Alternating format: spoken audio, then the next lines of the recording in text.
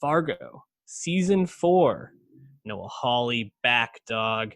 FX and FX on Hulu, dropping 2 episodes Sunday night, the 27th. This is a pretty stacked cast.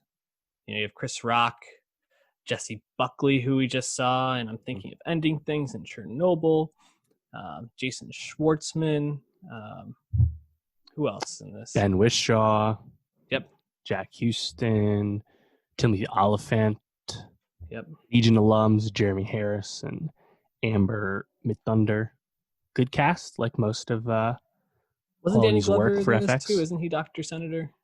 Who's that? Is that not Danny Glover who plays Dr. Senator? It is not him, although he probably would have been excellent in that role. that guy looked just like him to me. I guess I was. That is Glenn Turman. He was awesome. I thought he was great in the second episode, but not a doctor or senator. But I have to do a PhD. Yeah, in economics, actually. Yeah. So season 4 dropped last night. Dave, how you feel about these 2 episodes? Are you back on board with Fargo? Yeah, I was never not on board. It's just we've had 3.5 years now since Fargo season 3, nearly that. And Fargo season 3 was notable not because it was bad; it was still good. It just wasn't anywhere really near as good as Fargo season 2, which was one of the best seasons of TV of the last decade. Yep. So, inevitably, it's a tough come down, but I still liked it. But you could start to see perhaps the formula to Fargo a little bit, right? You have shady characters, unclear motivations on all sides, juxtaposed with the banality and simplicity of life in the Midwest, right? Yeah. It's kind of a similar structure and setup in Fargo, right? And season 1 and especially season 2 really, really nail that, in awesome ways. And you have, and Fargo in general, the whole enterprise was a kind of genius way to make an IP out of something that no one expected. And Noah Hawley's pitch for Fargo is kind of famous for getting him the ability to actually make the show, right? And having him come back for season 4, and not only that, but have to go through a lot to get the season ready. This was supposed to come out in April, but due to COVID, they had to delay because those last 2 episodes were not shot. Obviously there was no shooting for such time, so they missed the Emmy cutoff as a result. Everyone's plans are delayed and pushed back. We all know the story at this point, but it's finally here, right? FX on Hulu. Noah Hawley back. Chris Rock, most notable dramatic role from him, and who the fuck knows how long. And he said in the press leading up to this that he's been waiting for that role to jump out to him. So I was not wowed by Rock in the first episodes, but he's still kind of convincing, and I think well chosen as Loy Cannon, one of our shady characters as we expect from Fargo. So yeah, I'm in. Yeah, I'm definitely into. I think what I was most struck by was the first episode, right? And I think both episodes have great moments, but I really liked the table setting in that first episode, how they showed 20 minutes. Yeah, that opening 20 minutes of the Jewish family or Jewish mob family that had control of Kansas City, and then how the Irish came in and how they made deals and they swapped sons, and then they double crossed. Yep, then the Italians came in, same thing. And then I think it actually, a moment that sets the tone for Rock's character is when they usually spit on the hand, do the handshake, and he's like, nah, we do this like men. He cuts the hand and he puts it out, and I was like, ooh, okay, this, you're not seeing this character as a badass yet, but you're kind of seeing he doesn't fuck around, which I thought was a really cool moment. I think that moment has amazing meme potential too. Oh yeah. I think as men, we should do this like men. It reminds me of when friends of ours try and raise the buy-ins in our fantasy leagues. Wow, shots.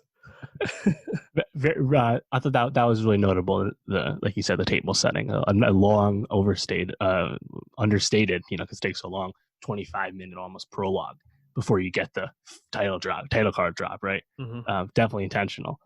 And of course, once you get that title card, it says this is a true story. for the sake of all those involved, and the names have been changed. That obvious Fargo wink, you love that. I also really liked in episode 1 where you have that scene where Rock and Senator are trying to get their credit card enterprise going because they need buy-in from the whites to make it mass scale, right? And at the end, the guy at the bank is talking, he's like, that's just not what banking's about on the topic of swindling and taking advantage of people's misfortune. It's like, wow, that is pointed and obvious, but you still kind of love to hear it.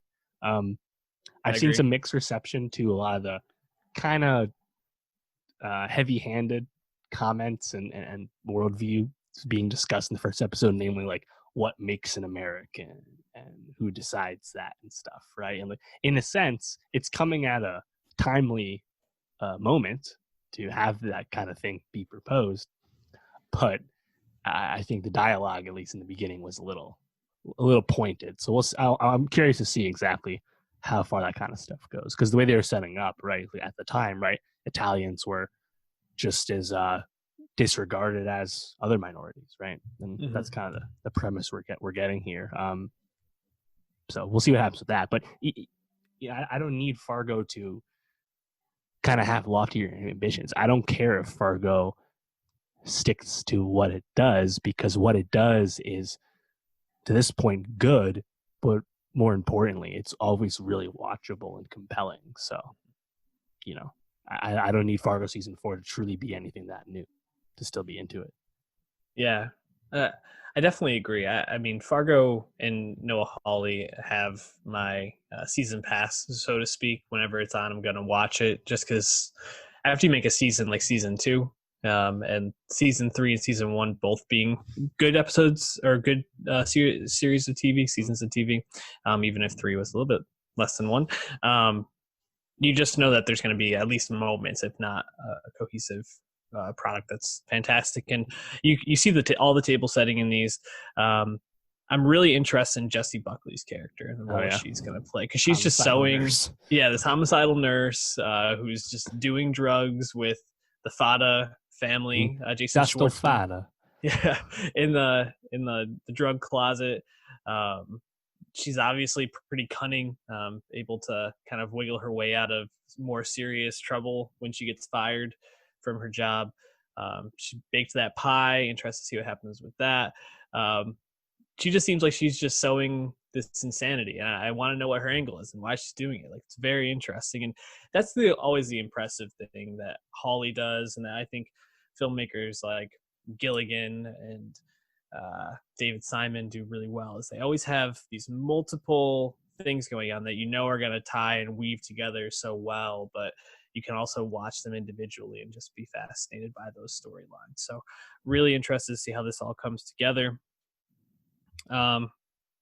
Also, just interested by this whole swapping kids to sow trust idea. Young Greyjoy in this bitch. Yeah, it seems like a fairly obvious way to create quick conflict within these two families as they're kind of moving forward, raise the stakes a bit. But I'm just interested to see where all that goes. So, and the kids being such a vital part of the double crosses. So check out Fargo.